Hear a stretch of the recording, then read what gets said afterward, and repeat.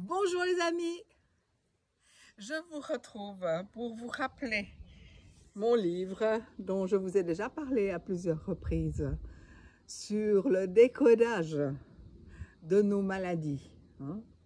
Et je vous encourage, je vous invite vraiment à vous le procurer parce que vous allez apprendre énormément de choses, notamment tout ce que j'ai accumulé comme connaissances pendant mes 40 ans de la pratique de la médecine. Et ces temps, je vous parle beaucoup des émotions et des supports biologiques des émotions. Donc, je vous ai parlé de la sérotonine, de la dopamine, du cortisol. Qu'est-ce que je vous ai dit encore dernièrement, l'ocytocine. J'en ai pas encore parlé dans les vidéos, mais je l'ai écrit dans les posts.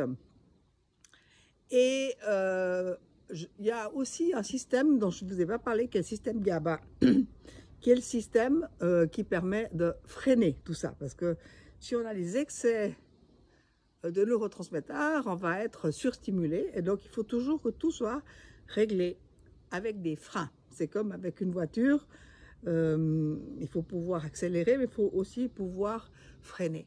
Et le système de freinage se fait via un complexe de neurotransmetteurs qui s'appelle le GABA. Voilà. Alors aujourd'hui, je voulais juste vous dire que, en fait, ces différents produits sont sécrétés dans le système nerveux, mais de loin pas du tout tous au même endroit. Donc, les hormones de stress, qui sont l'adrénaline et le cortisol, la sécrétion est initiée via le cerveau, mais c'est fabriqué par les glandes surrénales, qui sont donc derrière, là, au-dessus de nos reins, deux petits triangles comme ça.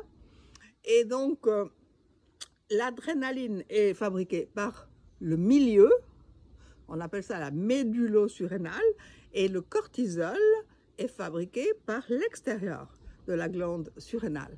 Donc, on a un axe hypophyso-thalamo-surrénalien.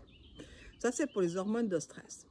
Après, je vous ai parlé de la sérotonine et de la dopamine. Ça, ce sont des hormones. Alors, la sérotonine est aussi en partie sécrétée dans l'intestin, mais pour celle qui est cérébrale.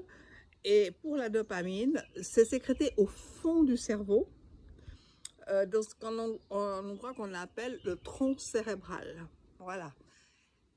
Et donc ça, c'est aussi donc, pour l'ocytocine, dont je vous parlais en 2 minutes juste après. Et puis, alors, le système GABA, lui, il est partout. Parce qu'il faut toujours aller freiner par-ci, par-là. Donc, vous voyez, notre système nerveux, il est juste merveilleux. Alors, 2 mots sur l'ocytocine. L'ocytocine, c'est l'hormone de l'attachement. Et elle est sécrétée beaucoup chez la maman, chez la nouvelle maman. C'est initié déjà par l'accouchement, après c'est aussi entretenu par la lactation, mais on la trouve évidemment aussi chez tous les adultes. Et donc c'est l'hormone qui fait qu'on s'attache. Elle est particulièrement dépendante du toucher, du toucher doux, tendre, les caresses. Et elle peut aussi être sécrétée suite à des regards très tendres et doux. Et ça, c'est l'ocytocine. Voilà.